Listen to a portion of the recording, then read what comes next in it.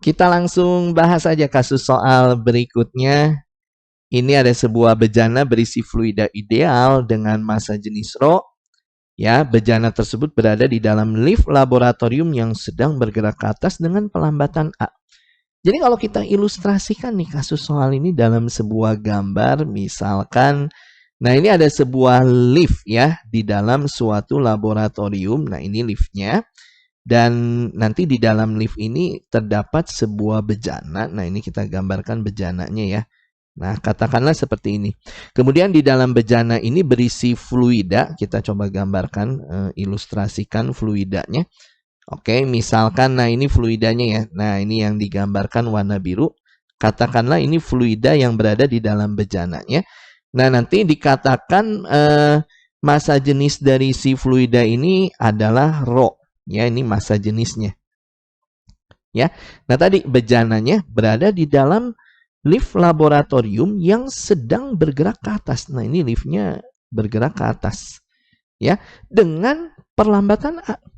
Ya, jadi bergerak ke atas dengan perlambatan A. Jadi yang A di sini ini adalah nilai perlambatan. Ingat, perlambatan itu artinya percepatan yang bernilai negatif. Yaitu arti dari perlambatan.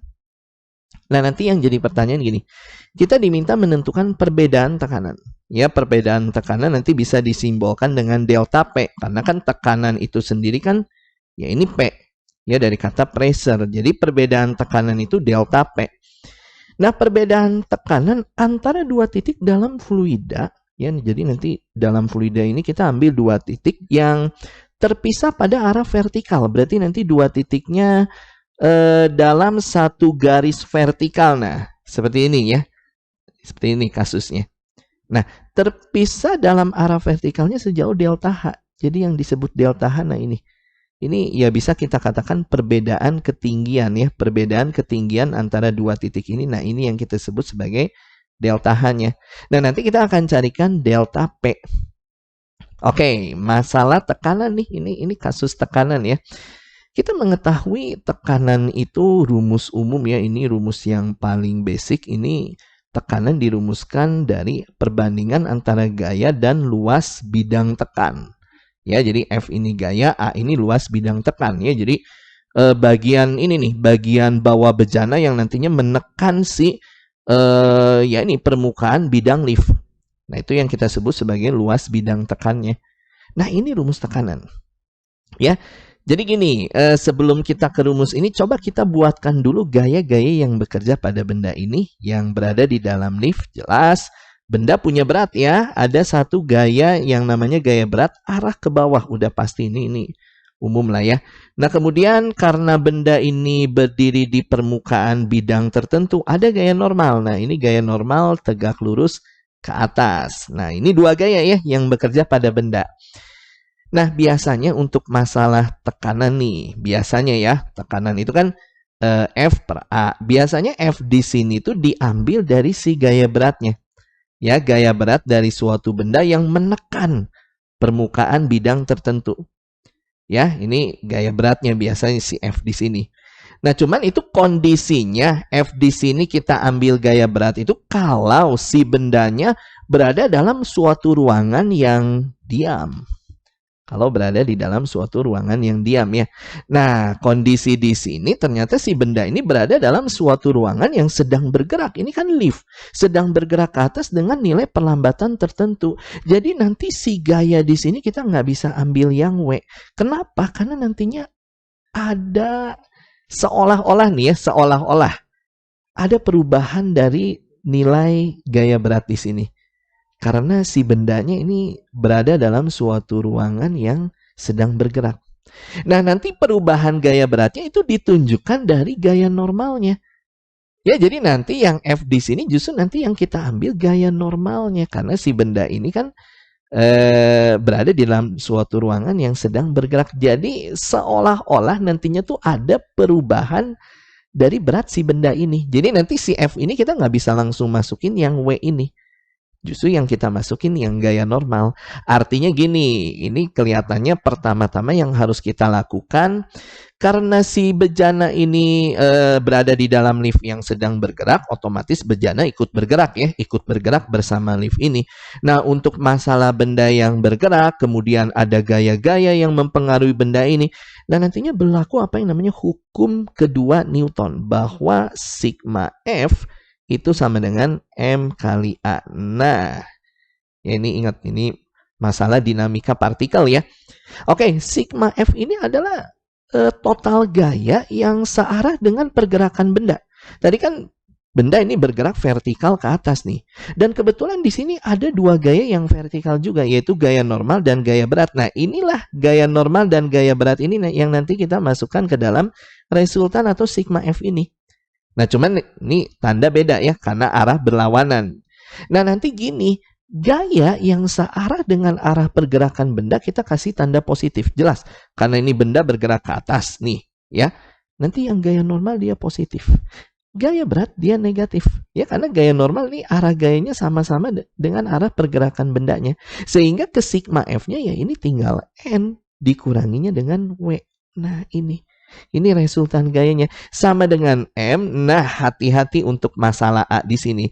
Di rumus ini, A di sini artinya percepatan. Sedangkan A yang ada di soal ini perlambatan. Perlambatan itu adalah percepatan yang bernilai negatif. Sehingga A di sini ya kita harus tuliskannya ini negatif A. Karena A yang ada di soal ini adalah perlambatan, bukan percepatan. Makanya ke rumusnya A di sini kita tulisnya negatif A. Ya, karena perlambatan adalah percepatan yang bernilai negatif. Bisa ya dipahami? Nah, dari persamaan ini kita akan carikan gaya normalnya. Paham ya? Gaya normal nanti min W pindah sini jadi W. Nah, M kali min A ini jadi min MA. Kita bisa tuliskan, nah W itu sendiri kan M kali G rumusnya. Dikuranginya dengan M kali A. Sehingga gaya normalnya ini tinggal M dikalinya dengan, nah ini, G dikurangi dengan A. Bisa ya dipahami? Jadi seolah-olah ini kalau kita perhatikan ya, kalau gaya berat kan M kali G, nah di sini dikurangi lagi A. Ya berarti ini seolah-olah benda tuh kehilangan beratnya. Sehingga nanti gaya ya yang bekerja nih, yang nantinya akan menekan permukaan bidang ini, nah yang ini yang kita ambil dari gaya normalnya. Ya, jadi ke rumus tekanannya, ingat sekali lagi nanti yang ditanya delta P ya, kita balik lagi ke rumus ini nih. Bahwa P di sini, si F-nya kita ambil yang dari gaya normal. Nah, ini M dikalinya dengan G min A. Nah, bisa ya dipahami pernya ya per A. Oke, dapat nih seperti ini. Cuman kalau kita perhatikan, ini belum ada di jawaban ya. Ini jawabannya dalam bentuk rumus nih kelihatannya ya. Nah, jadi gini, ini sedikit akan kita otak-atik ya persamaan ini. Oke, P-nya sih kita tulis ulang karena nanti yang ditanya tuh delta P ya. Nanti dapat delta P dilihat dari persamaan P ini. Ya, jadi P-nya kita tulis ulang. Nah, gini aja. Yang massa nih, ini kalau kita lihat kepilihan ini ada unsur rho. Ya, rho itu massa jenis. Nah, tadi ya, rho itu massa jenis dari si fluida ini. Nah, dari rumus rho sama dengan M per V, ya ini rumus umum ya, ini nggak boleh canggung. Di SMP kita udah belajar. Dari rumus ini kita bisa menentukan persamaan buat massa atau rumus buat massa. Itu adalah rho dikalinya dengan V. V di sini volume ya. Nah ini massa. Nanti M di sini kalian gantikan jadi rho dikalinya dengan volume. Dikali lagi dengan G min A. Nah ini analisa nih, analisa nanti rumusnya ya. Pernya per A. Nah, A ini kan luas bidang tekan. Kita mengetahui masalah luas ya. Itu nanti A di sini kita bisa sedikit rombak dari rumus volume. Ini rumus volume yang umum itu kan luas alas ya. Ini anggaplah bejananya ini berbentuk, ya kita katakan nih ya semacam balok lah ya.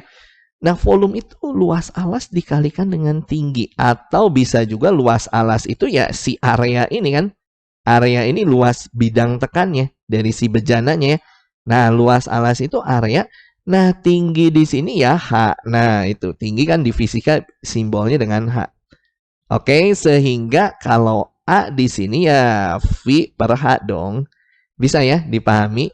Nah, yang A di sini kalian gantikan jadi V per H. Nah, nanti kalian akan lihat ya. Ini jadi bagus persamaannya. Ini P sama dengan rho dikali V kali G min A-nya tulis ulang. Nah, di sini kan di per itu dibagi V per H atau bisa dikali dengan H per V. Nah, ini V-nya kecoret. Sehingga kita dapat satu persamaan nih. Bahwa tekanan rho dikalinya dengan G min A dikalikan dengan H. Paham ya? Nah, nanti muncul unsur rho-nya, ada muncul unsur H-nya. Sehingga kalau kita mau cari perbedaan tekanan pada kedua titik dengan perbedaan ketinggiannya delta H, ya udah nanti H di sini kalian tinggal gantikan aja dengan delta H. Ya, perbedaan tekanan ini kan terjadi karena ada perbedaan ketinggian. Yang lain-lain kalau rho-nya sih tulis lagi. Kalau rho nggak ada perbedaan ya di kedua titik ini, ya massa jenis fluidanya sama karena dilihat dari fluidanya, ini fluida yang sama. Antara kedua titik ini nggak ada perbedaan fluidanya. Jadi rho-nya kita tulis ulang, ya ini G min A-nya tulis ulang, H-nya yang kita ganti jadi delta H. Nah, ini analisanya. Kita mendapatkan nih, ya, ini seolah-olah kita bikin rumus di sini. Ya, bahwa perbedaan tekanan antara kedua titik dengan perbedaan ketinggian delta H, ya, pada suatu fluida dalam bejana, dan bejana ini dalam sebuah lift yang bergerak ke atas dengan perlambatan tertentu. Nah, ini perbedaan tekanannya rho dikali G min A kali delta H. Jawaban yang D. Nah, ini cara kerjanya, ini tipikal soal UTBK SBMPTN, ya ini kita mesti analisa rumus yang gini-gini nih. Makanya kita mesti kuat nih. Ya, materi dinamika partikel ya, hukum Newton kedua, rumus tekanan ya. Nah, ini mesti kuat kita. Oke.